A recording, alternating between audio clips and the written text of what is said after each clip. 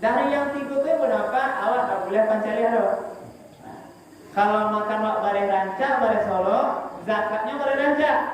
Nah, beko bare hari-hari bare rancak maha, wak bayar zakatnya bare dolo, bare 5.000 anak itu. Berarti kita namanya bermain-main, kucing-kucing kita dikawal. Jangan itu. Bismillahirrahmanirrahim. Bismillahirrahmanirrahim. Assalamualaikum warahmatullahi wabarakatuh. Alhamdulillah wa syukurillah.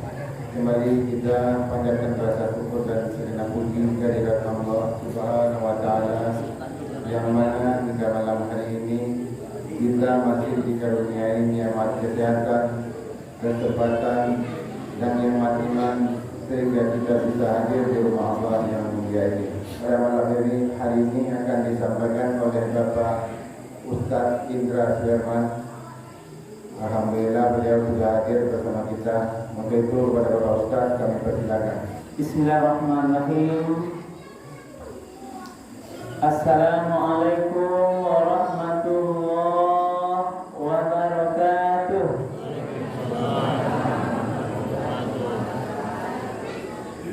Alhamdulillahi rabbil alamin, alladzi anzala sakinata fi qulubil mu'minin. Asyhadu an la ilaha illallah wahdahu la syarika lah wa asyhadu anna Muhammadan abduhu wa rasuluh sallallahu alaihi wasallam la nabiyya ba'dah. Faqala Allah ta'ala fil Qur'anil Karim, a'udzu billahi minasy syaithanir rajim. Bismillahirrahmanirrahim. Qul min amwalihim sadaqatan tutahhiruhum wa tuzakkihim biha wa shalli 'alaihim inna salataka sakanun lahum wallahu sami'un 'alim. Shadaqallahul 'azim. Bapak-bapak dan ibu-ibu hadirin kaum muslimin dan anak-anak kami yang hadir pada malam yang berkah ini, marilah kita sama-sama menyampaikan ucapan puji dan syukur Alhamdulillahirabbil alamin, karena sampai pada malam Ramadan yang ke-29. Betul kan Ibu? Berarti 2 malam lain ya, habis Ramadan ini ya, lah terakhir. Alhamdulillah Ibu dan Bapak, saya melihat dari atas mimbar ini sepertinya masjid kita masih ramai dan kita yang ada di masjid ini semuanya berada dalam keadaan sehat walafiat. Alhamdulillah. Kemudian kita sampaikan salawat dan salam kepada Nabi kita Nabi Muhammad sallallahu alaihi wasallam. Allahumma shalli ala sayyidina Muhammad wa ala ali sayyidina Muhammad. Bapak dan ibu para jemaah yang dimuliakan Allah, pada malam hari ini judul tausiah kita adalah tentang fikih zakat. Apa Ibu? Fikih zakat. Fikih secara sederhana kita adalah kajian keilmuan yang mendalam tentang zakat. Aturan-aturan fikih yang mengatur persoalan zakat. Zakat mal atau zakat fitrah. Ini nanti yang kita bahas waktu yang akan. Persoalan zakat ini benar Bapak, terutama zakat mal, zakat harta namanya, itu berkaitan dengan harta yang kita miliki. Itu ada aturan khususnya. Dan ini adalah diuntukkan kepada orang-orang kaya, namanya muzakir. Apa aturannya? hartanya sampai semisal, sampai haulnya 1 tahun, dan ini jenisnya harta-harta tertentu yang wajib dizakatkan. Tidak satu harta bulanan wajib zakat. Emas, perak, dari perdagangan, pertanian, hasil sawah, ternak, dan harta-harta lain yang ditentukan sesuai dengan aturan fikih. Jadi kalau sudah sampai batas dalam setahun itu, sampai nisabnya, hitungannya tentang zakat, maka orang kaya atau muzaki yang wajib zakat itu wajib mengeluarkan zakat. Tidak boleh dia tahan hasil zakat, karena itu bukan lagi milik dia, tetapi miliknya mustahik zakat, orang-orang yang berhak menerima zakat. Nah, siapa berhak menerima zakat? Itu ada aturannya 8 asnaf namanya itu. Jadi terkait dengan zakat harta, nikah zakat harta ini, itu asnafnya ada 8 sesuai dengan Al-Quran surat At-Taubah ayat 60. Nah, kau yang wajib menerima zakat mal. Kalau zakat fitrah ini diutamakan hanya 2 saja, fakir miskin. Itu zakat fitrah ini yang diutamakan. Bolehkah yang lain? Boleh. Kalau mungkin tidak ada lagi fakir miskin, boleh agiatkan 6 berikutnya. Siapa yang 8 yang berhak menerima zakat itu? Ini dasarnya surat At-Taubah ayat 60. Innamas sadaqatu lil fuqara'i wal masakin wal 'amilina 'alaiha. Sesungguhnya zakat itu ditunaikan, diberikan hanyalah kepada 1 lil fuqara. Siapa fuqara? Orang-orang fakir. Yang mana yang fakir kok? Dalam kajian fikih, orang yang dikatakan fakir, orang yang tidak memiliki harta untuk dia olah, untuk memenuhi kebutuhannya, sehingga tidak cukup kebutuhannya sehari-hari.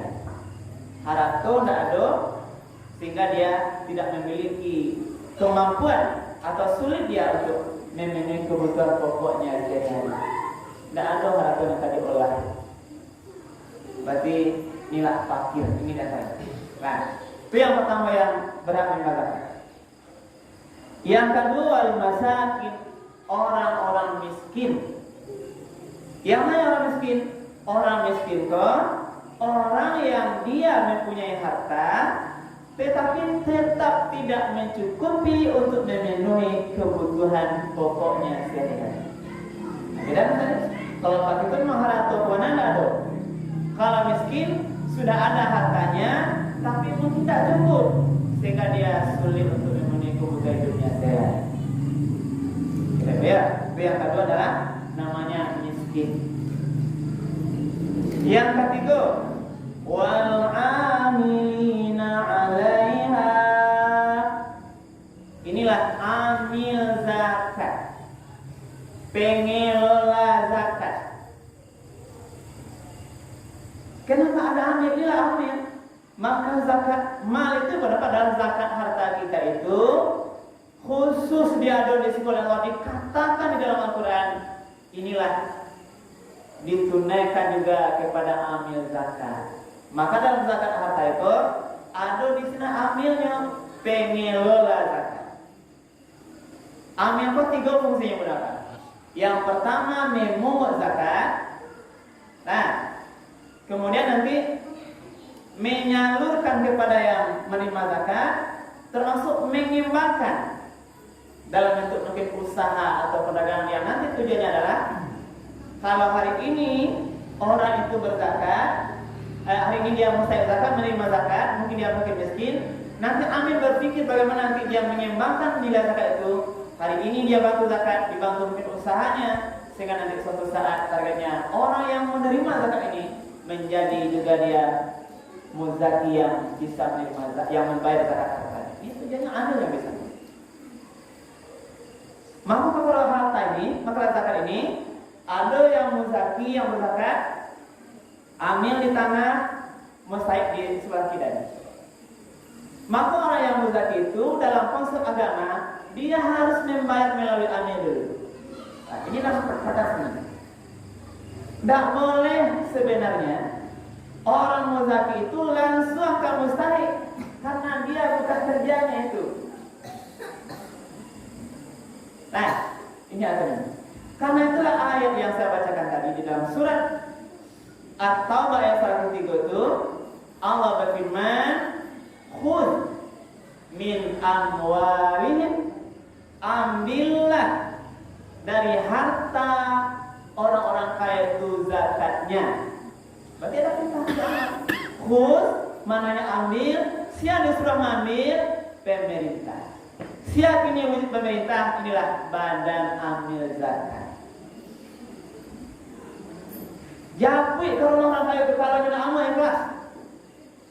Ini perintah kepada amil zakat. Khudh, ambil harta zakat dari orang-orang kaya itu. Ini bukan kepada muzaki orang yang berzakat disuruh mengambil harta zakat, tetapi kepada amil. Dan Rasul pun dalam tataran persoalan zakat mengutus Muaz kepada umatnya, kepada para kaum muslimin untuk memungut zakat. Ambil dulu, baru nanti disalurkan. Inilah yang tepatnya gunakan. Nah, ini yang pasnya. Karena dipahami dulu, mari kita pahami bahwa harta zakat yang ada di hartanya muzaki itu, Bapak Ibu, pada prinsipnya bukanlah milik muzaki. Nah, tetapi itu harta yang masih tersimpan di harta orang kaya, karena bukan miliknya, maka muzaki tidak boleh sesuai kehendaknya menyalurkan kepada siapa yang dia mau. Inilah konsep zakat. Karena itu dia serahkan kepada amil, nanti amillah yang mencari kemana yang harus dia salurkan. Ini kajian fikih. Jadi kita sampaikan beberapa, nanti kalau ada yang mungkin berbeda pendapat nanti bisa kita diskusikan. Ini dalam ilmu yang saya pahami. Kenapa ada amil? Inilah rahasianya. Karena banyak hikmahnya di sana yang beberapa. Termasuklah hal-hal lain yang perlu dijaga. Kadang-kadang si muzaki punya harta lebih, langsung dia ke orang yang miskin, nanti ada rasa hutang budi. Padahal yang dia berikan itu bukanlah uang dia, haknya si miskin. Orang miskin tidak perlu segan kepada dia, tidak perlu berhutang budi pada dia, karena dia menyerahkan harta zakat. Maka itulah sebaiknya berdoa. Karena ini ayat menyatakan ada amil di situ. Sebaiknya orang-orang yang berzakat tunaikan kepada amil. Nanti lah lapeh urusannya di sini, tanggung jawab sudah lepas. Kewajibannya lah lapeh, besok amil lah yang mengatur. Kasihan yang fakir miskin, ka amil, yang lain kami sabilillah. Inilah urusannya lagi badan yang berzakat. Itu kalau kita mau yang benar-benar. Itu yang ketiga. Nah, kemudian yang keempat, yang berhak menerima zakat itu adalah wal mu'allafati qulubuhum, dan orang-orang mu'allaf yang dibujuk hatinya. Ada dua macam. Nah, yang dimaksud wal mu'allafati qulubuhum, orang mu'allaf yang dibujuk hatinya itu, yang pertama orang yang baru masuk Islam, yang masih goyah imannya. Mungkin nanti dia zakat lebih kuat imannya kepada Islam. Yang kedua, orang yang belum masuk Islam, tetapi anda di jalannya dia sudah ingin masuk Islam, tapi belum sempat mengucapkan syahadat asyhadu an la ilaha illallah. Alus sempat, tapi lah nak niu nampak. Kalau lah ada gejala dia ingin masuk Islam walaupun belum sempat, inilah wal mu'allafati qulubuhum. Berarti dia ada kemungkinan nanti, mudah-mudahan dengan motivasi dari zakatnya, dia makin cinta Islam, makin cepat dia ucapkan kalimat syahadat. Dia berhak apa? Lapan apa ibu? Sampai. Lain padanya ibu ya. Lain ibu. Lain. Yang kalimu wafir riqab. Yang berhak menerima zakat adalah untuk memerdekakan budak. Kalau perbudakan bisa diberikan zakat untuk memerdekakan budak. Kalau budak sekarang dalam konsepnya mungkin tidak bisa kita temukan, tetapi ini ulama zaman yang mendapat adalah kata sekarang yang dalam bentuk ini seseorang yang barangkali perlu memerdekakan diri, yang sulit mungkin terhutang dirinya kepada yang lain, tapi konsep budak itu adalah budak yang zaman Rasulullah untuk memerdekakan diri. Sekarang sudah habis perbudakan. Nah, lalu yang keenam, wal warimina alaih.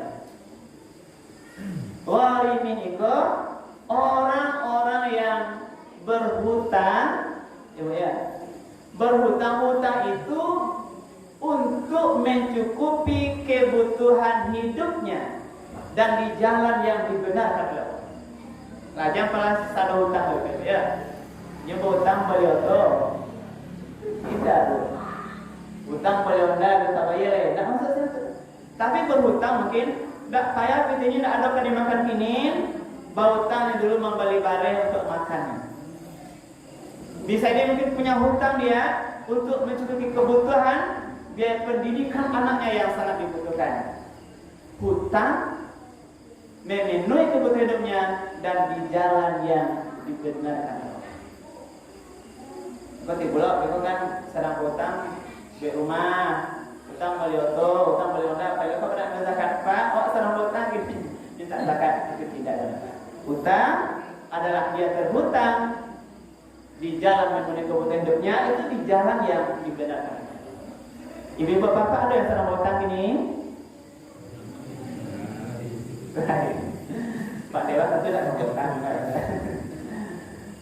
Tapi sekarang Bapak, kalau kita kaji hutang konsep Islam ini saya singgung sedikit Bapak. Dalam ajaran agama kita, itu sangat diajarkan kok dapat janwa hutang. Hutang itu memanyaki apa? Nah ini kalau bisa. Nah, apalagi kita terjebak hutang riba, ini lain lagi perkara.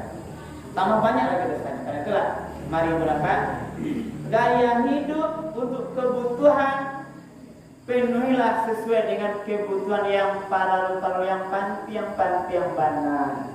Yang saudara nak niu keinginan di Bali, pitih nak ado, dek kawan nampak dia kan nak inyu luar. Nampak botol baru kawan awak tahu dah kan? Padahal mungkin dikasih pakai samonya. Bayi-bayi buati kau udah. Banda, tu kau sebelah samonya udah pakainya. Dia kasih lah sama kasih lah. Jelah fotonya kecil ataunya pertunian. Oh, ada jelas dipijak-pijak. Dia udah sayang ke istrinya, terpengaruh sehingga balilah otot lautan. Terjebak riba, menyakitkan kepala, belum lagi hutang.